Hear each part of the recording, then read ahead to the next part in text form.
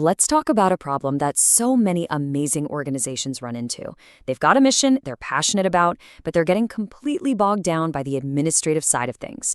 We're going to dive into a case study from a Toronto church that figured out how to solve its biggest operational headaches. And honestly, it's a blueprint for anyone looking for a more efficient and secure way forward.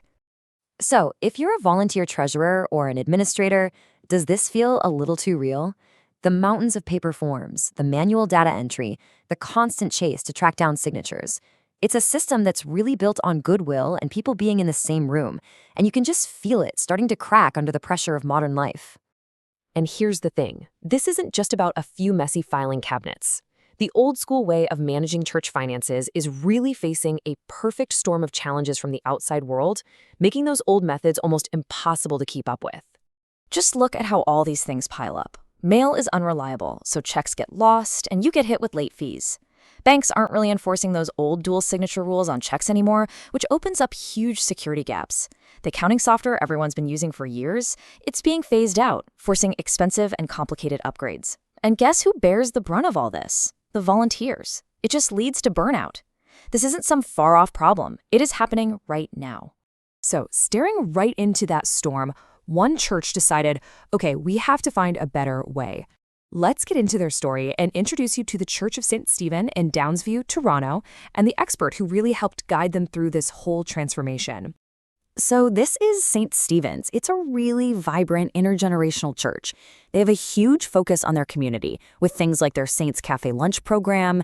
Their whole mission is about reaching out with love to others. But, their administrative systems were seriously getting in the way of that mission. And this is where Greg Watson comes into the picture.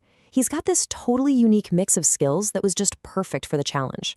On one side, you've got the really high-level credentials, an MBA, a retired CPA, but on the other, he has all this practical, hands-on experience with the exact tools churches use every day, from specialized nonprofit software to the nitty-gritty of charity reporting. He speaks the language of finance, and he speaks the language of a parish administrator. So what was the solution Greg put in place? He calls it eOutGo. And let's be clear, this is not just a piece of software. It's a complete redesign of their whole expense management process, built from the ground up to solve the exact problems we just talked about. The real beauty of this system is just how simple it is. It breaks everything down into 3 clear roles: a submitter, a warden, and a bookkeeper. And this whole structure is built on one core idea for being super efficient. You only enter the data once, right at the very beginning. That one simple rule gets rid of so many errors and saves a ridiculous amount of time. Okay, let's walk through it. Imagine a volunteer just bought some supplies for a church event. Right there in their car, they can pull out their phone, go to the church website, log in, and fill out a quick form. They can even snap a picture of the receipt right then and there. The whole thing is done in just a couple of minutes. Now for the approval part. The warden doesn't have to be at the church. They don't have to dig through a stack of papers. They just get a clean, automated email with all the details and a link to the receipt. And to approve it, they just reply to that email with one word, approve. That is it. They can do it from anywhere, anytime. And this right here is so crucial for getting volunteers to actually use a new system. It's built on tools people already know how to use, a website and email. There's no new app to download, no new program to learn. All that friction is just gone, which makes it incredibly easy and efficient for everyone. So the system is efficient, we get it. But what about the bigger picture? Let's talk about the impact on things like security, compliance, and, making audits less of a nightmare.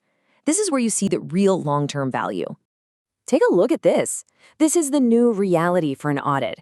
Every single step from the first submission with the original receipt to the approval email to the final entry in the accounting software is all digitally linked together. The memo field in the books has a direct link to the approval report, which links right back to the receipt. For an auditor, it's a dream come true. A complete, verifiable trail is just created automatically. This brings up a really key question about compliance. Under church rules, like the Anglican Canon 15, some spending needs a signature. So does an email reply actually count? Well, the answer comes from defining signature by its function, not the technology. What's its job? To provide verifiable proof of approval. And this digital system provides that proof in a way that's honestly more solid and auditable than a pen and paper signature ever could be. Okay, so the success at St. Stephen's really hinged on finding the right person. That's clear. So, how can other organizations find their own Greg Watson? Here's the contact information for Greg Watson himself. His specific focus is part-time bookkeeping and administration that helps support the mission of the church. If your organization is stuck in that administrative bottleneck we've been talking about, this is a direct line to someone who has a proven track record of getting people out of it. And that really just leaves us with a final question for you to think about.